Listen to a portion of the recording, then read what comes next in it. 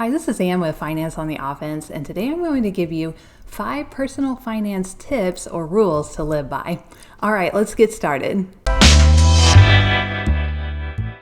Number 1 is know your situation. Know where you stand with money and know where it's going every month. And the best way to do this is to use a spreadsheet or some other way to track your spending. I actually use just a regular Google Sheet for this, and it's been really eye-opening to see what I've been spending my money on, especially restaurants. I just had no idea I was spending that much on eating out. Another great thing about the spreadsheet is you can easily see where you can cut back if at all possible. Number 2 is negotiate your pay.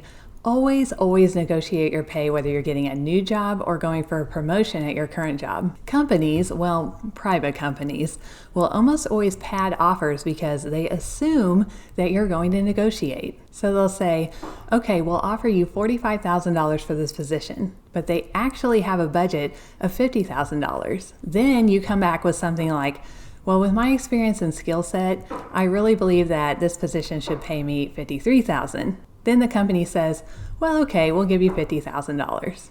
Now, if you decide you don't feel comfortable negotiating or you don't like negotiating and you just accept $45,000, you've lost out on $5,000 that you could have had, basically leaving money on the table. So always negotiate. Number 3 is to avoid high interest debt. If at all possible, pay off all your credit card debt every month and stay far away from things like payday loans, rent to own, or title loans.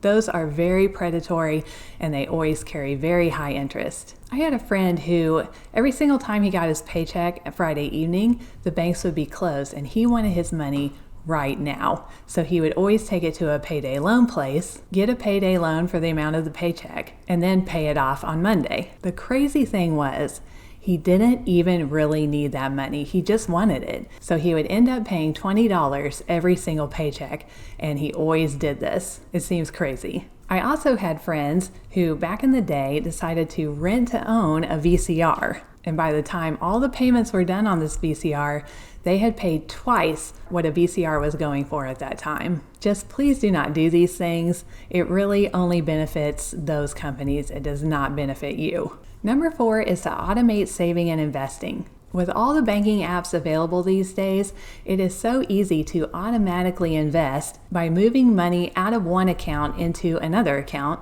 with 0 fees. So an example of this is, let's say you wanted to invest $500 a month in your Roth IRA. You could have that money automatically pulled from your checking account on the first of the month and then put into the Roth IRA account. And then it could be automatically invested in whatever you decided.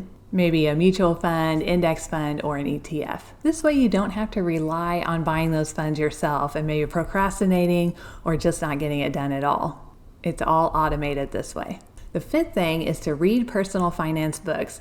Now you're probably thinking, oh my gosh, I cannot read those books. They're so boring and dry. And yes, when I was first starting my financial journey, I hadn't really been able to find very good, interesting books about personal finance.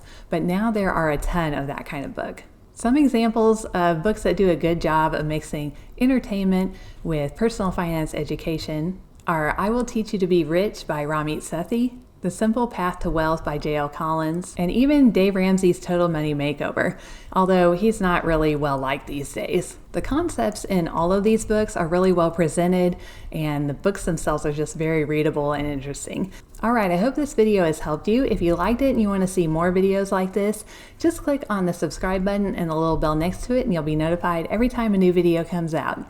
All right, I'll see you in the next video. Thank you.